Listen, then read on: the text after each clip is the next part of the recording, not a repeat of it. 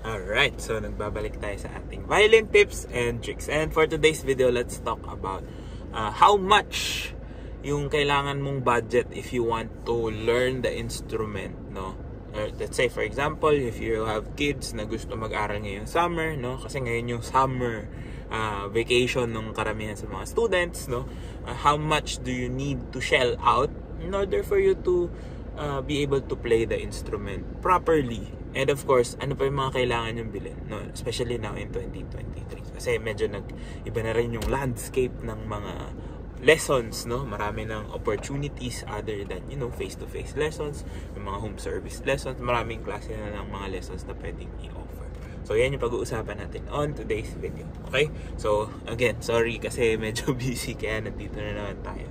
Okay, so first things first, of course, you need an instrument. Okay, so unang-una, kailangan mo ng violin if you want to learn how to play the instrument. Pwede namang manghiram, but it's better to have this personalized experience kasi usually the way you take care of your instrument is also part of the lesson. Paano maaalagaan yung instrument? So you want to have your own as much as possible para sa mga mag-aaral, no? Even if you're older, if you're younger. Of course, kung medyo mas bata, you have to find the right size for you. I think I have a video of that. Try ko i-link sa description box, no, on how to find the right size for your kids or for you even, no, kung medyo hindi natin alam kung paano maghanap ng size, no. So usually it's around, a decent enough would be around 5 to 3,000 pesos. Okay, so yung mga ganung presyo, pwede na yun as a starter instrument. Especially kung, yun nga, mga bata mag-aaral. They will outgrow their instrument. So, you can sell them, no? Trade in. Pwede rin yung mga ganun sa mga big box stores ata. Pwede. I'm not really sure. Pero yun, no? If you want and you're not really sure kung magtutuloy, at least hindi masyadong mabigat kaysa bumili ka ng medyo mahal na beginner instrument. So, I think that price point, no, around 2,500, 3,000, say maybe around max mo na 5K, no, for instruments. And that would include, no, especially kung mga beginner instruments, meron ng kasamang bow and rosin. So, you don't have to buy another bow or another set of rosin. And then, what I want you to buy, no, not necessarily included in this in the package, no, kung bibili ka, is another set of strings, just to be sure na hindi ka, kung maputulan ka man, may pamalit ka, no? Another set of strings. I think the cheapest could be 100 pesos per set, no, sometimes 50 pesos per string, so it will depend, no. So for a low budget instrument, you can buy low budget strings then. So let's say magtabi ka na ng maximum of 5,000 pesos to buy your instrument. As again, maximum, it will vary depending on where you're gonna buy, what type of instrument you're gonna buy, no, the size as well, availability. So all those things come into play. It's going to take up a lot on this video if pag-uusapan natin kung saan bibili or ano yung mga dapat bilhin. Maybe in a future video, let's talk about that. Okay. Another thing is, after you buy your instrument, of course, you have to find a teacher. Pinakamadali, it's the quickest way to learn, no, is to have a mentor. Huwag tayo mag-self-study, not because it's bad, but yeah, there will be more things that you need to fix kapag mag-self-study ka versus hiring a teacher for you to be able to play the instrument. So, madali namang humanap, no? Marami nag-o-offer in the comfort of your home. Pwede ka mag-lesson through online lessons. Pwede ka mag-lesson home service. Pwede ka pumunta sa studio nung teacher na gusto mong magturo sa'yo. So, pricing would be different depending on the teacher, of course, no. So it will depend on their time, availability, the skill level, their credentials, no. Maraming factors and of course your proximity, kung sino yung malapit na teacher sa'yo, yung convenience mo, yung time mo to learn, and of course the type of lessons that they will offer.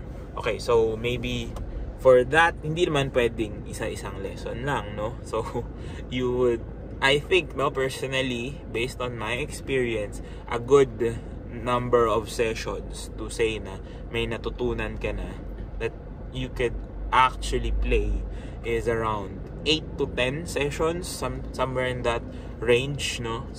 It would greatly depend on the student pa rin, di ba? So kung mabilis pumick up yung anak mo, so baka in 5 or 6 sessions nakakatugtog na siya ng full pieces. Maybe in 1 to 2 sessions, we don't know, no? So it would greatly depend on the student's pace, not necessarily the teacher. Of course, the teacher would be a factor, maybe 10 to 20%, but it would greatly depend on how the student practices, how you are supporting the student, especially if you are the parent, diba? Or guardian ka ng student. Kung pinagpa-practice mo ba siya sa bahay, tinutulungan mo ba siya? So, meron ding factor na piniplay yung mga guardians and parents ng mga students, no? So, yun. Let's say, around 500 to be the cheapest, and around, let's say, maximum of, I don't know, 2,000. May mga nag-charge ng ganun. It would depend on your budget and, of course, how much you're willing to spend, no? So, kung sabihin na natin 10 sessions, another 5,000 pesos. No, kung sa 500. So, around, you can prepare around that much. So, 5,000 sa instrument, 5,000 sa lessons. Now, when you talk about learning materials, personally, kung wala kang alam sa papatugtog sa music in general, huwag ka munang bibili ng kahit anong books or, resource materials. Let the teacher decide what's best for the student. Kasi, of course, they will teach the students on the expertise that they have. No? Kung anumang klaseng books yung ipapabili sa inyo, yun yung bilhin nyo. Huwag nyo silang pangunahan. Kasi, sometimes, di ba, may bibili ka ng violin book and then the music store would, upcharge you with 50 pesos or 200 pesos, sasamahan na namin ng libro na ganito na ganyan.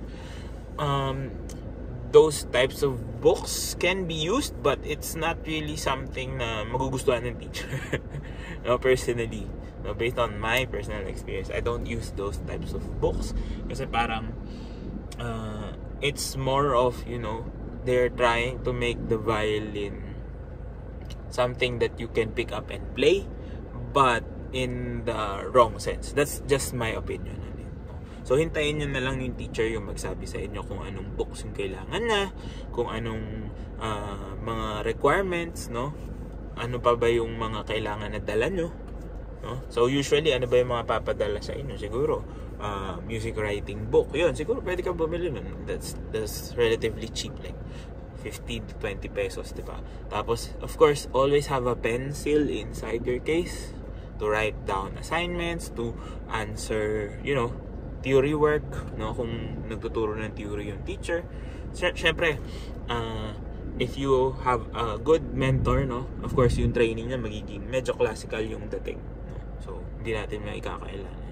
We really need that type of training if you want to learn the violin in a more formal setting, in a more formal way. But of course, kung ang goal mo is makatugtog ka lang ng isang special song, no? So, iba yung magiging treatment ng teacher mo sa'yo. So, it would greatly depend on a lot of factors. Pero siguro, with 10,000 pesos, yun, makakapag-start ka na.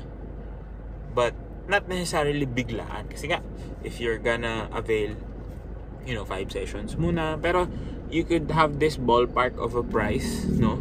So, kung mapapansin natin, medyo mataas pala talaga yung upkeep ng pag-aaral ng instrument. But, if it's worth it for you, diba? Kung worth it talaga siya, or if you're really interested and you have the means to do so, then I would encourage you to do, no? So, yung iba, kung makakahanap ka ng way, kung mas mura yung sessions ng teacher mo, kung mag-avail ka ng mas maraming lessons, mas mababa siguro yung rate, bigyan ka ng discount, no? So, mapapababa mo pa yung 10,000 na yun. So, maybe around 5 or 6,000, no? Kung makakuha ka ng violin or somebody already owns an instrument na pwede mong bilhin sa kanya kung hindi niya na nagagamit, no? The books that your teacher would provide for you, kung may bibigay na ng libre or mabibigyan niya kayo ng discount.